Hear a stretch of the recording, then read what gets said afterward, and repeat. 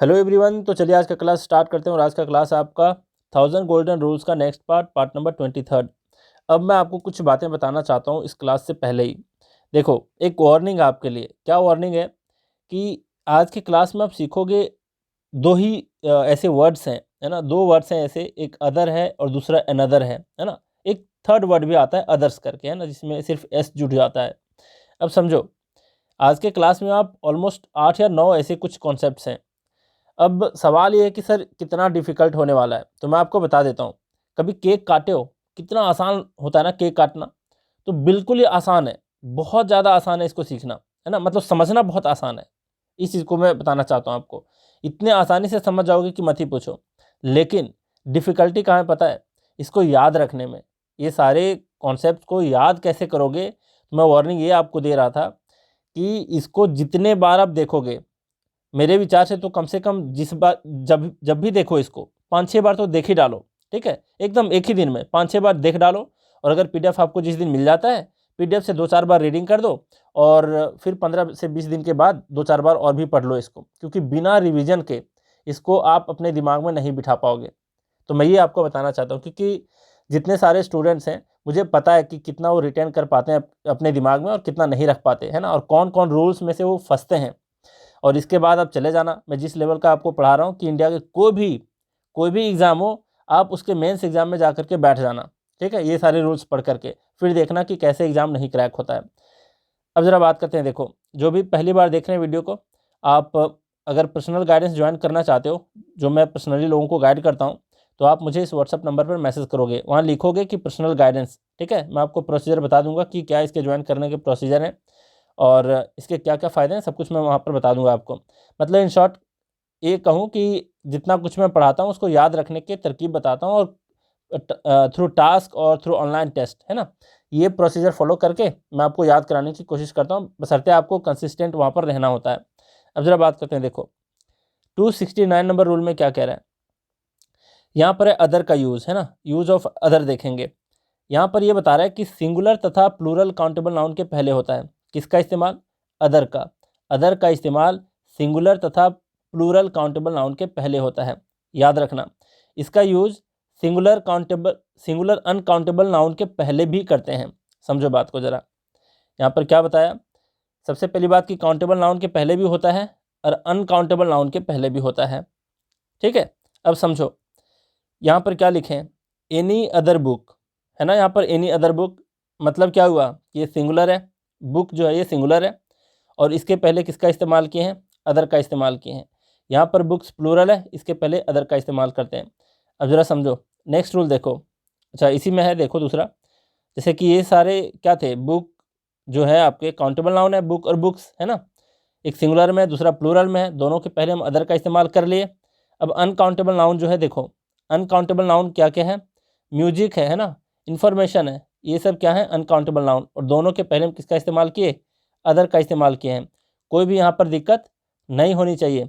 ठीक है, लेकिन इसी से थोड़ा सा एक रूल जो है आप फंसते हो जहाँ पर, वो रूल क्या कह रहा है? देखो कि if we use other before a singular countable noun, कि जब भी हम सिंगुलर काउंटेबल, अभी देखे प्लूरल, है ना, प्लूरल भी देखे, सिंगुलर भी देखे और सिंगुलर अनकाउंटेबल नाउन देखे, लेकिन यहाँ बोल रहा है कि जब भी हम सिंगुलर काउंटेबल नाउन के पहले अदर का इस्तेमाल करेंगे, तो उस केस में आपको उस अदर के पहले कोई ना कोई डिटरमिनर का इस्तेमाल करना ही पड़ेगा। अब डिटरमिनर के बारे में काफ़ी डिटेल आपको बता चुका हूँ पहले ही। ठीक है, तो यहाँ पर क्या रूल है? यहाँ पर ये रूल है कि भाई प्लूरल के पहले तो करते ही हैं, अनकाउंटेबल नाउन के पहले तो करते ही हैं। अगर सिंगुलर के पहले आपको करना हो, जो सिंगुलर काउंटेबल नाउन है, अगर सिंगुलर के पहले अदर का इस्तेमाल करोगे, तो उस अदर के पहले कोई ना कोई डिटरमिनर का इस्तेमाल आपको करना ही पड़ेगा। बात समझ रहे हो? तो जैसे यहाँ पर एनी का इस्तेमाल है ना। अब ज़रा बात करते हैं आगे। दो रूल हो गए यहीं पर। जैसे कि यहाँ पर मैं बोला कि अदर स्टूडेंट, स्टूडेंट यहाँ पर सिंगुलर है, इसके पहले अदर का इस्तेमाल हुआ, और इसके पहले आपको कोई ना कोई डिटरमिनर का इस्तेमाल करना ही पड़ेगा। अब लोग कहते हैं कि सर नो है, नो जहाँ देख लेते हैं किसी सेंटेंस में कह देते हैं ये नेगेटिव सेंटेंस है। भाई ऐसा नहीं है, ये सेंटेंस को नेगेटिव नहीं बनाता, है ना, हर सेंटेंस को ये नेगेटिव नहीं बनाता। जब ये डिटरमिनर का काम करता है तो वो सेंटेंस को नेगेटिव नहीं बनाता, है ना। नो और नॉट में फ़र्क होता है, इस चीज़ को समझो। तो कोई भी पॉजिटिव सेंटेंस में नो का इस्तेमाल देख लिए तो ये मत कह देना कि वहाँ पर वो निगेटिव है। निगेटिव होता है, लेकिन हर केस में नहीं। जब ये डिटर्मिनर का इस्तेमाल करते हैं, एज अ डिटर्मिनर का इस्तेमाल जब हम नो का करते हैं, तब वहाँ पर वो निगेटिव सेंटेंस नहीं होता। समझो नो का क्या मतलब होता है। नो का मतलब है कि ये एक तरह से क्वांटिफायर है, डिटर्मिनर है ना। डिटर्मिनर है मतलब ये नहीं है कि ये निगेटिव सेंटेंस बना रहा है, समझ रहे हो। मतलब किसी की क्वांटिटी को भी बताता है ये, जैसे एनी बता रहा है वैसे नो भी बताता है, ठीक है। अब ज़रा बात करते हैं आगे।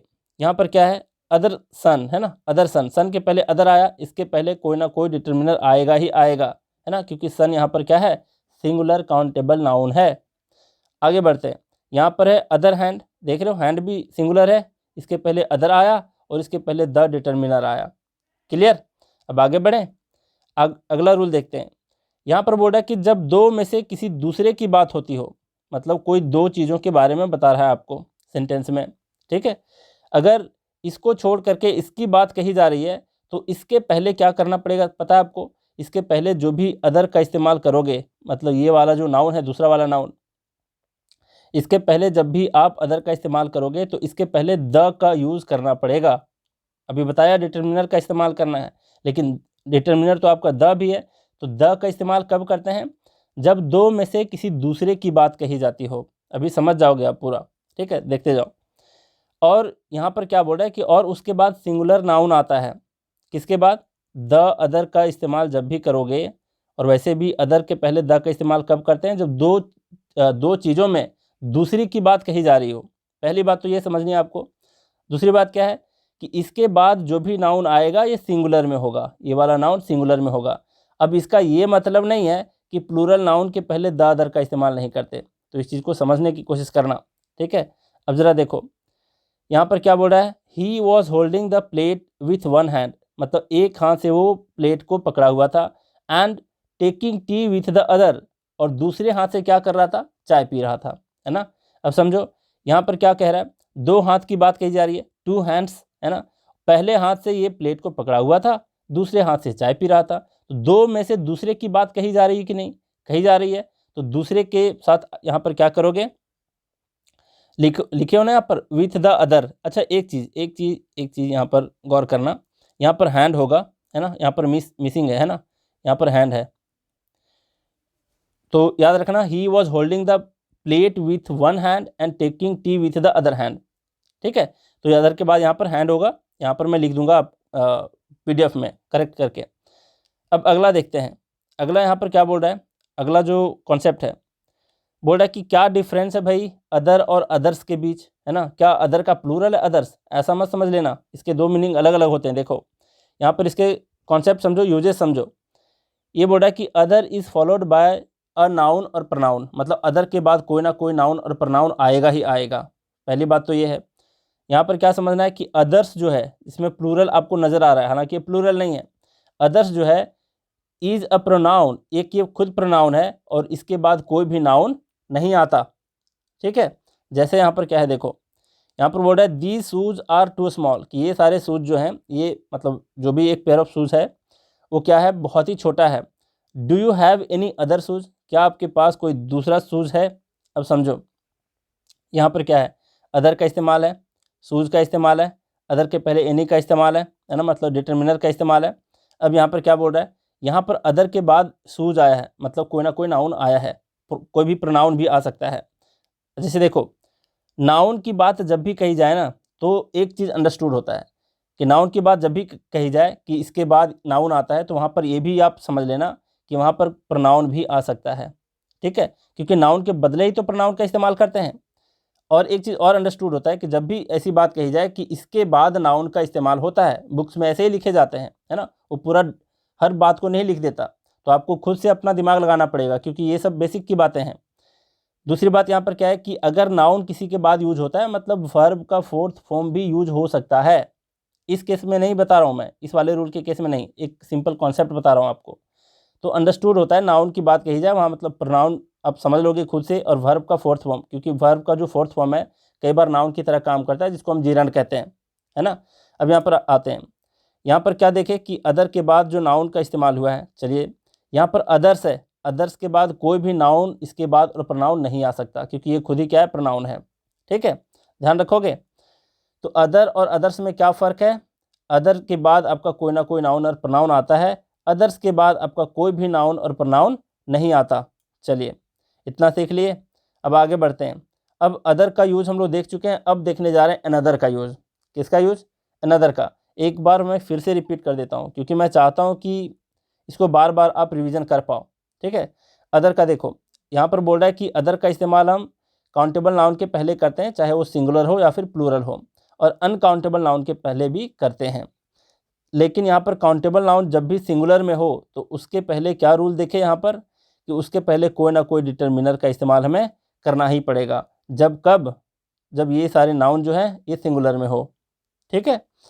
और दूसरा रूल है कि जब भी द का यूज हुआ हो अदर के पहले, द अदर का जब भी इस्तेमाल हुआ है तो एक बात याद रखना कि इसका मतलब होता है दो में से दूसरा। क्या होता है इसका मतलब? दो में से दूसरे की बात कही जा रही होगी वहाँ पर। और इसके बाद जो भी नाउन आएगा वो क्या होगा? सिंगुलर नाउन होगा, करेक्ट। अब अगला बढ़ते हैं। दूसरा, अदर और अदर्स में फ़र्क बताया। अदर जो है, अदर के बाद कोई भी नाउन और प्रोनाउन आता है और अदर्स के बाद कोई भी नाउन और प्रोनाउन नहीं आता। क्लियर? इस चीज़ को भी ध्यान में रखना। अब अनदर का इस्तेमाल देखते हैं भाई। अनदर का इस्तेमाल क्या बोल रहा है? अनदर का यूज़ जो करते हैं ये सिंगुलर काउंटेबल नाउन के लिए होता है ना। मतलब जब भी प्लूरल देख लिए और अनदर देख लिए तो समझ जाना कि अनदर के बाद सिंगुलर ही आएगा और वहाँ पर कट कर देना, ठीक है। अनदर बुक हो सकता है, अनदर बुक्स नहीं हो सकता। तो यहाँ पर क्या है? अनदर का यूज़ सिंगुलर काउंटेबल नाउन के लिए होता है, ना कि प्लूरल काउंटेबल नाउन के लिए। अदर में क्या था? सिंगुलर काउंटेबल भी था, प्लूरल काउंटेबल भी था, अनकाउंटेबल नाउन भी था। यहाँ पर क्या है? अनदर का यूज हम सिंगुलर काउंटेबल नाउन के लिए करते हैं, प्लूरल काउंटेबल नाउन के लिए बिल्कुल नहीं करते। अब समझो, यहाँ पर अनदर, अनदर का मतलब भी होता है एन प्लस अदर। देख रहे हो, एन प्लस अदर। कई बार एग्जाम में आपको क्या दे देगा? एन अनदर बुक, ऐसे लिख करके दे देगा, एन अनदर बुक, है ना, ऐसा कुछ लिखा हुआ रहेगा। तो यहाँ से एन को आपको हटा देना पड़ेगा क्योंकि अनदर, अनदर में ही आपका एन छुपा हुआ है ना, तो सुपरफ्लुअस हो जाएगा एक तरह से। तो यहाँ पर क्या करना है? आपको इसको काट देना है क्योंकि एन इसके पहले नहीं आ सकता। अनदर बुक आपका बिल्कुल करेक्ट है, ठीक है। और दूसरी बात आपको क्या ध्यान में रखनी है कि यहाँ पर बुक्स नहीं हो सकता क्योंकि अनदर के बाद कोई भी प्लूरल नाउन का इस्तेमाल हम नहीं करते। अब फिर ऐसे समझो कि प्लूरल नाउन के पहले अनदर का इस्तेमाल नहीं होता। अब आगे बात करते हैं।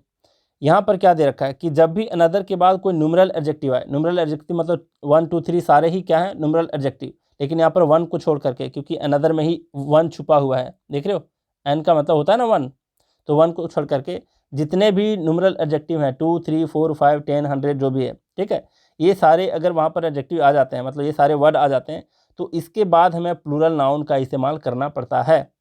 जैसे यहाँ पर क्या है? अनदर 10 ईयर लिखना गलत है।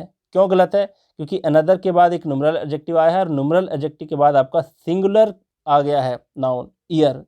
लेकिन अभी रूल में क्या देख रहे हैं कि जब भी अनदर के बाद कोई न्यूमरल एडजेक्टिव आता है ये सारे, तो इसको क्या करना है? इसके बाद जो भी लगा होगा, मतलब 2 3 4 क्या है? एक तरह का एडजेक्टिव है। एडजेक्टिव किसको क्वालिफाई करेगा? किसी नाउन को क्वालिफाई करेगा, है ना। नाउन को क्वालिफाई करेगा तो इसके बाद जो भी नाउन आना रहेगा वो प्लूरल में होगा। जैसे कि अनदर 10 ईयर्स लिखा जाएगा और इसके बेस्ड पर अक्सर क्वेश्चन पूछा जाता है। इस चीज़ को आप ध्यान में रखो। अनदर 10 ईयर लिखा रहे तो गलत है, अनदर 10 ईयर्स होगा। याद रख पाओगे? अब आगे बढ़ते हैं।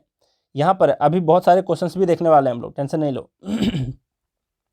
यहाँ पर कि अनदर का प्रयोग अफर्मेटिव सेंटेंस में होता है, ठीक है ना। नेगेटिव सेंटेंस में इसका इस्तेमाल हम नहीं करते। लेकिन अगर अनदर का इस्तेमाल, मतलब सेम मीनिंग में अनदर का इस्तेमाल करना हो नेगेटिव सेंटेंस में, तो क्या करोगे? तब आपको वहाँ पर एनी अदर का इस्तेमाल करना पड़ेगा। किसका? Any other. ये एक साथ नहीं है, दोनों अलग अलग है ना। एनी अदर का इस्तेमाल करना पड़ेगा। फिर से रूल को समझो। याद रखना है आपको कि अनदर का प्रयोग हम अफर्मेटिव सेंटेंस में करते हैं, निगेटिव सेंटेंस में अनदर का इस्तेमाल नहीं होता है। अगर निगेटिव सेंटेंस में हमें अनदर के रूप में किसी को इस्तेमाल करना हो, है ना, अनदर के मीनिंग में ही किसी को इस्तेमाल करना हो, तो किसका इस्तेमाल करेंगे? एनी अदर का इस्तेमाल करेंगे, ठीक है। अब आगे बढ़ते हैं। अगला रूल कह रहा है एनी वाला, है ना, क्योंकि एनी अदर आ चुका था तो एनी का रूल यहाँ बताना जरूरी था। हालांकि डिटरमिनर में इसको फिर से देखने वाले हैं। यहाँ पर क्या है कि एनी जो है ये निगेटिव और इंटरोगेटिव सेंटेंस में इस्तेमाल होता है। इसको हम पॉजिटिव सेंटेंस में इस्तेमाल नहीं करते, है ना। अभी देखे थे इसके पहले कि अनदर जो है, अनदर को हम सिर्फ किस में इस्तेमाल करते हैं, पॉजिटिव में, लेकिन यहाँ पर एनी का इस्तेमाल हम पॉजिटिव में नहीं करते, किस में करते हैं, निगेटिव और इंट्रोगेटिव में। ठीक है, चलिए एक बार फिर से मैं रिपीट कर देता हूँ, स्टार्टिंग से देख लो। यहाँ पर बोल रहा है कि अदर का इस्तेमाल हम सिंगुलर और प्लूरल काउंटेबल नाउन के पहले करते हैं और अनकाउंटेबल नाउन के भी पहले करते हैं, लेकिन अगर अदर का इस्तेमाल हमें सिंगुलर नाउन के पहले इस्तेमाल करना हो, है ना, समझो पूरे अच्छे से कि अदर का इस्तेमाल हम सिंगुलर के लिए भी कर सकते हैं, मतलब सिंगुलर के पहले भी और प्लूरल काउंटेबल नाउन के पहले भी और अनकाउंटेबल नाउन के पहले भी, लेकिन अगर आपको अदर का इस्तेमाल किसी सिंगुलर नाउन के पहले करना हो तो उसके पहले कोई ना कोई डिटर्मिनर का आना बहुत ज़रूरी है। ठीक है, वही चीज़ यहाँ पर बोल रहा है कि जब भी हम अदर का इस्तेमाल किसी सिंगुलर काउंटेबल नाउन के पहले करेंगे तो उसके पहले आपको एक डिटर्मिनर को लगाना मस्ट होगा, ज़रूरी होगा। ठीक है, अब आगे बढ़ते हैं। यहाँ पर बोल रहा है कि जब भी दो में से किसी दूसरे की बात कही जाती हो तो द अदर का इस्तेमाल करते हैं, किसका, द अदर का इस्तेमाल करते हैं। ठीक है, और दूसरी बात यह है कि द अदर के बाद जब भी आता है नाउन तो वो सिंगुलर में होता है, इस चीज़ को भी आप याद रखोगे। अगला रूल क्या कह रहा है भाई यहाँ पर अगला रूल कह रहा है कि अदर और अदर्स में क्या फ़र्क है। अदर जो है, अदर के बाद कोई ना कोई नाउन और प्रोनाउन जरूर आता है, अदर्स के बाद कोई भी नाउन और प्रोनाउन नहीं आता। अगला रूल देखते हैं, यहाँ पर बोल रहा है यूज़ ऑफ अनदर। अनदर का इस्तेमाल हम किसके लिए करते हैं, मतलब सिंगुलर काउंटेबल नाउन के लिए होता है अनदर का इस्तेमाल, प्लूरल के लिए हम नहीं करते। फिर बोल रहा है कि अनदर के पहले एक्स्ट्रा एन लगाने की आवश्यकता आपको बिल्कुल नहीं है ना, क्योंकि एन इसमें खुद छुपा हुआ है। अब यहाँ पर बोल रहा है कि अनदर के बाद जो भी न्यूमरल एडजेक्टिव 2, 3, 4 आएगा, उसके बाद जो भी नाउन आएगा उसको हमें किस में रखना पड़ेगा, प्लूरल में रखना पड़ेगा। चलिए अगला रूल कह रहा है कि अनदर का जो इस्तेमाल है ये अफर्मेटिव सेंटेंस में होता है, नेगेटिव सेंटेंस में नहीं होता, यानी पॉजिटिव सेंटेंस में होता है, नेगेटिव सेंटेंस में नहीं होता, है ना। और नेगेटिव सेंटेंस में अगर इस्तेमाल करना हो अनदर के ही सेंस में तो आपको एनी अदर का इस्तेमाल करना पड़ेगा। और एनी का रूल क्या कहता है कि एनी का इस्तेमाल हम पॉजिटिव सेंटेंस में नहीं करते, निगेटिव और इंट्रोगेटिव सेंटेंस में करते हैं। इसलिए यहाँ पर बोल रहा है कि अगर हम अनदर को नेगेटिव सेंटेंस में नहीं यूज़ कर सकते तो इसका क्या उपाय है, इसका यही उपाय है कि एनी अदर का इस्तेमाल कर दो, है ना। किसका इस्तेमाल कर दो, एनी अदर का। इससे बाहर क्या रूल पूछेगा आपसे एग्जाम में, सारे रूल को मैं तो कवर कर ही लिया हूँ, है ना, सारे रूल बता ही दिया हूँ। अब क्वेश्चन करते हैं, देखो यहाँ पर क्या है, any vivacious woman is standing at the door and she is very much desirous of talking to you. अब ये सेंटेंस देखो, जैसे ही एनी देख लिए, जहाँ भी जिस भी सेंटेंस में एनी देखोगे आप क्या समझ जाओगे कि भाई एनी का इस्तेमाल है, इसका मतलब कि ये सेंटेंस आपका किस में होना चाहिए, या तो निगेटिव या तो इंट्रोगेटिव। लेकिन ये सेंटेंस ना इंट्रोगेटिव है ना निगेटिव है, कहीं भी नॉट शब्द का इस्तेमाल नहीं किया गया है। तो किसका इस्तेमाल करोगे, जब ये सेंटेंस पूरे तरीके से पॉजिटिव सेंटेंस है तो एनी को हटा दो, एनी की जगह पर क्या रख सकते हो, ए का इस्तेमाल कर सकते हो, है ना। ए विवेसियस वुमन, है ना, a vivacious woman is standing at the door and she is very much desirous of talking to you. Clear, तो एनी को यहाँ से हटा करके ए का इस्तेमाल करना पड़ेगा। अब आगे बढ़ते हैं, यहाँ पर है yesterday I gave you 2 books so where is another book please tell me. अब देखो 2 बुक्स की बात कही जा रही है, 2 में से किसी दूसरे के हालचाल पूछा जा रहा है, समझ रहे हो बात को, कि दूसरी बुक जो है वो कहाँ है। इस केस में आप क्या करोगे, इस केस में आप किसका इस्तेमाल करोगे, ये जो बुक है दूसरे वाली बुक, उसके पहले किसका इस्तेमाल कर दिया गया है, अनदर का, लेकिन इस केस में हम किसका इस्तेमाल करते हैं, द अदर का। याद है ना, क्योंकि 2 में से दूसरे की बात कही जाए तो वहाँ पर हमें किसका इस्तेमाल करना पड़ेगा, द अदर का इस्तेमाल करना पड़ेगा। अभी रूल में देखें तो यहीं पर यहाँ पर एरर था, अनदर को हटा करके आपको क्या लिखना पड़ेगा, where is the other book, है ना, where is the other book. और बुक भी आपका सिंगुलर में है क्योंकि द अदर के बाद हम नाउन को सिंगुलर में रखते हैं, करेक्ट। अब आगे बढ़ते हैं, अगला सेंटेंस देखो, अगला यहाँ पर क्वेश्चन है, I was driving the car with one hand and relishing ice cream with another hand, है ना। अब हैबिट है पढ़ने की तो मेरे से निकल जाता है मुँह से करेक्ट वाला आंसर। समझो, यहाँ पर कह रहा है कि एक हाथ से मैं कार चला रहा था और दूसरे हाथ से आइसक्रीम के मज़े ले रहा था, है ना, यही बोल रहा है। अब 2 हाथ में से दूसरे हाथ की बात यहाँ पर कही जा रही है तो क्या करोगे, अनदर को हटाओगे ना, बिल्कुल हटाना है। किसका इस्तेमाल करोगे, with the other hand, with the other hand. और यहाँ पर हैंड देखो सिंगुलर में है, प्लूरल में नहीं है, प्लूरल में रखना भी नहीं है, क्योंकि द अदर के बाद जो भी नाउन आएगा वो सिंगुलर में होगा। समझ गए, दो में से दूसरे की बात कही जा रही थी यहाँ पर। फिर यहाँ पर believe me he was holding her with one hand and caressing her with another hand. अब समझो, कह रहा है कि विश्वास करो, कोई भाई साहब चुगली करने पहुंच गए हैं ना, कि विश्वास करो कि मैंने देखा किसी को कि वो एक हाथ से क्या कर रहा था, ही वॉज होल्डिंग हर, मतलब किसी फीमेल को कोई मेल पकड़ा हुआ था और दूसरे हाथ से उसे सहला रहा था। कैरेसिंग का मतलब होता है सहलाना, ठीक है। अब देखो दूसरे हाथ की बात कही जा रही है, तो दूसरे के सेंस में अनदर का इस्तेमाल नहीं करना है। क्या लिखोगे, विथ द अदर हैंड, है ना, विथ द अदर हैंड। तो यहाँ पर अनदर को हटा के विथ द अदर हैंड कर दो। चलिए सर, इतना भी समझ गए। अब अगला क्वेश्चन क्या है, यहाँ पर है I have judged my self so now I cannot have another cup of T now. अब देखो अनदर का इस्तेमाल हो गया है, यहाँ पर अनदर का इस्तेमाल हो गया है, यहाँ पर कैनॉट का इस्तेमाल हो गया, मतलब ये सेंटेंस नेगेटिव में है और यहाँ पर अनदर का भी इस्तेमाल कर दिया गया है। तो आप क्या करोगे, नेगेटिव सेंटेंस में किसका इस्तेमाल करना है, अनदर को हटा करके एनी अदर का इस्तेमाल कर दो, है ना। नेगेटिव सेंटेंस है, नेगेटिव सेंटेंस में हम तो अनदर का इस्तेमाल करते नहीं, इसके जगह पर करना हो तो किसका इस्तेमाल करेंगे, एनी अदर का। तो यहाँ पर क्या लिखोगे, I have judged my self so now I cannot have any other cup of T now, है ना। समझ गए, अनदर को हटा करके आपको एनी अदर का इस्तेमाल करना पड़ेगा क्योंकि सेंटेंस यहाँ पर नेगेटिव में है। अब आगे बढ़ते हैं, यहाँ पर क्या बोल रहा है, आई मस्ट नॉट हेजिटेट। अब देखो नॉट को देखते ही समझ जाओगे कि नॉट है भाई, तो यहाँ पर एनी का इस्तेमाल पॉसिबल है क्योंकि एनी का इस्तेमाल हम नेगेटिव सेंटेंस में करते हैं और यहाँ पर अनदर का इस्तेमाल नहीं कर सकते, है ना। तो ये चीज़ें आपके दिमाग में रन होना स्टार्ट हो जाएंगी कब, जब सारे रूल्स को आप मल्टीपल टाइम्स रिवाइज कर लोगे तब। देखो, I must not hesitate to affirm that no book is as useful and fruitful as this one. अब समझो, अब ये जो क्वेश्चन है ये किसके बेस्ड पर है पता है, ये है पिछले क्लास, मतलब पिछले क्लास के ऊपर बेस्ड है, जब मैं कंपैरिजन के बारे में बता रहा था कि जब किसी की तुलना उसी के ग्रुप से हो। याद है, याद होना चाहिए आपको। तो यहाँ पर बोल रहा है दिस वन, मतलब किसी एक बुक की तुलना उसी ग्रुप से यहाँ पर की जा रही है ना, क्योंकि बुक के ग्रुप से ही है ये दिस वन। समझ पा रहे हो। तो यहाँ पर है I must not hesitate to affirm that no के बाद किसका इस्तेमाल करना है इस केस में, जब भी आप एक चीज़ की तुलना करते हो उसी के ग्रुप से, तो नो और एनी जैसे शब्द के बाद हम किसका इस्तेमाल करते हैं, अदर का इस्तेमाल करते हैं, है ना। तो ये पिछले ही क्लास में देख चुके हैं, शायद पिछले क्लास में। तो यहाँ पर क्या लिखोगे, I must not hesitate to affirm that no other book is as useful and fruitful as this one. ठीक है, तो ये पिछले क्लास के कॉन्सेप्ट से था, क्योंकि अदर से रिलेटेड है तो मैं यहाँ पर इसको इंक्लूड कर दिया हूँ। यहाँ पर क्या है फिर नेक्स्ट वाला क्वेश्चन, ये कह रहा है he keeps buying flats at various places and recently he has bought another flats इन मुंबई। अब समझो, यहाँ पर क्या देखोगे, एक और क्वेश्चन है ना, यहाँ पर देख पा रहे हो कि अनदर का इस्तेमाल है।